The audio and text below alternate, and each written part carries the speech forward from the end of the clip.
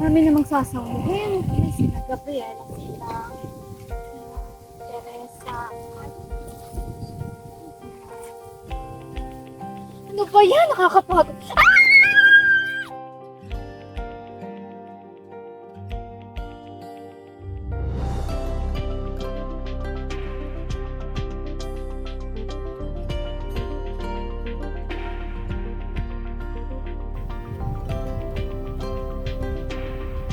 Uy, Gogi! Ano pala ako? Ooh! Uy, patay ka na. Sino ka? Oh, si San Pedro. San Pedro! Oo, maniwala ka. Patay ka na ngayon. Nasaan ako? Saan pa? Sa langit. Langit! Uy! Totoo. Hindi nga. Nasa langit ka na ngayon. Punta pa rin.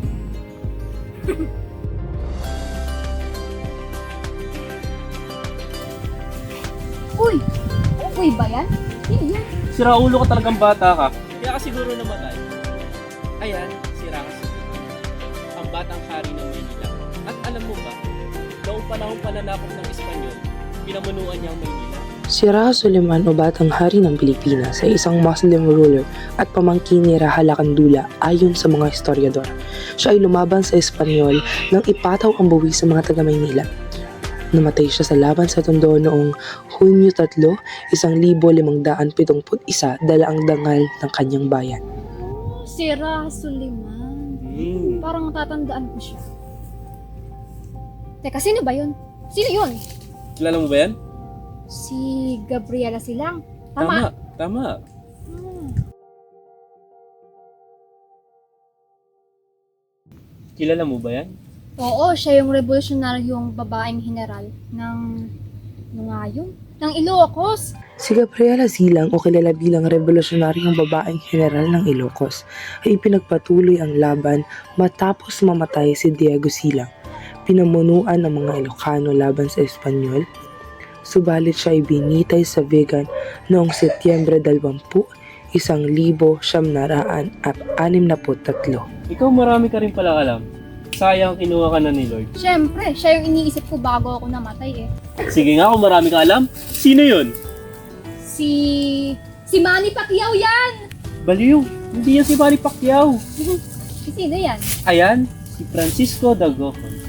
Alam mo ba, si Francisco Dagohoy ang pinuno ng pinakamahabang pag-aalsa sa Bohol. Akala ko kasi si Manny Pacquiao yun. Hindi, ayan si Francisco Dagohoy. Si Francisco Dagohoy ay pinuno ng pinakamahabang pag-aalsa sa Pilipinas. Siya ay nag-alsa matapos ipagkait ang maayos na libing sa kanyang kapatid.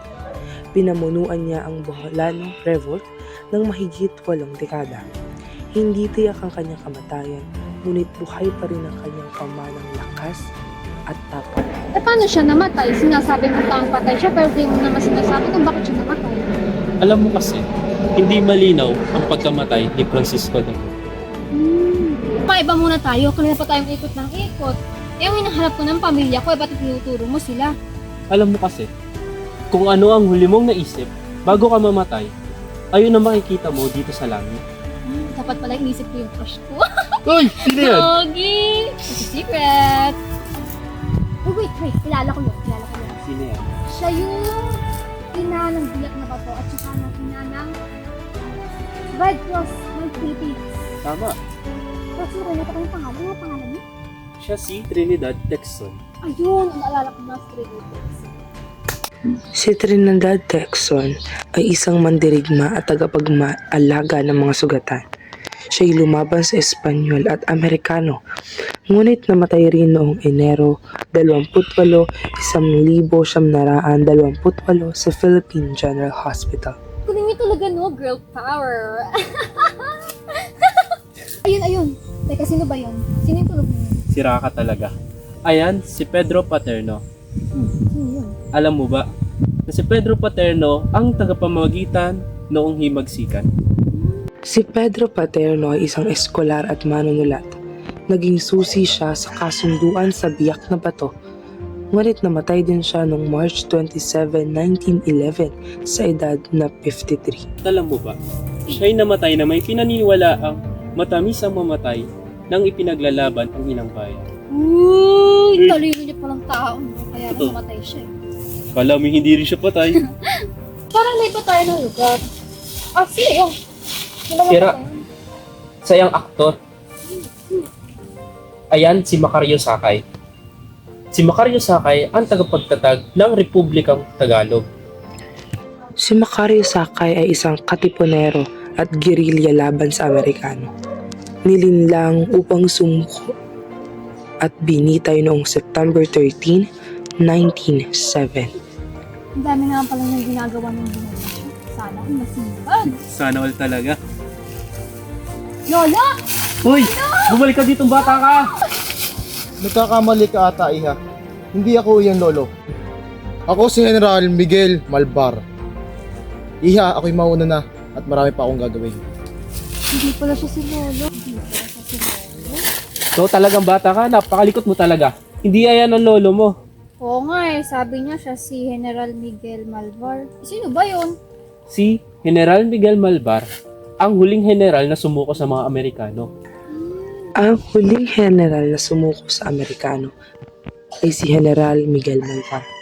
Pinunuan niya ang Batangas noong himagsikan. Sumuko siya upang iligtas ang kanyang hukbo sa gutom at sakit. Ngunit siya'y namatay noong October 13, 1911. Ah, hindi pa talaga siya yung Lolo. Teka, sa ba yan? Si Raulo ka talaga. Hindi yan si Eva. Ayan si Teresa Magbanua. Ah, kilala ko yan. Best friend ko yan eh. Siya yung Joan of Arc ng Visayas. Diba? Tama. Mas niya. Ang kilala bilang Joan of Arc ng Visayas o si Teresa Magbanua ay isang babaeng general ng Panay. Lumaban siya sa Espanyol at Amerikano kahit kulang sa armas at pagkain. Kasaway ang palad ay namatay rin siya noong Agosto 1947. Kaya sa pamilya ko, pagod na ako. Kanina pa tayong paikot-ikot. Kasi yung sino nang lalamitin sa rin pamilya ko. Di ko pa rin na. Huwag ka magalala. Nararamdaman ko na malapit na tayo sa ating destination.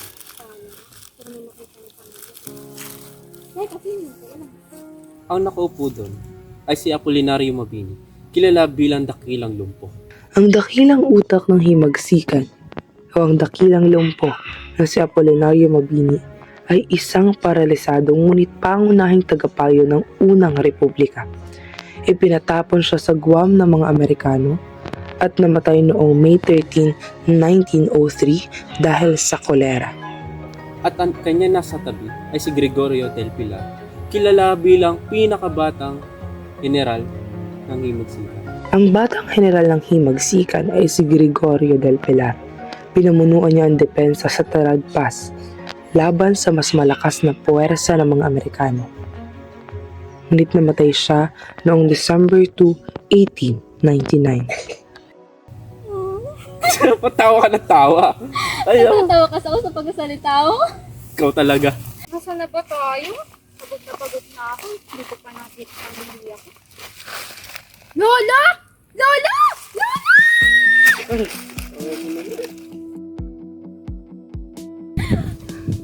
Si Lolo! Teka, buhay na ulit ako. Wow!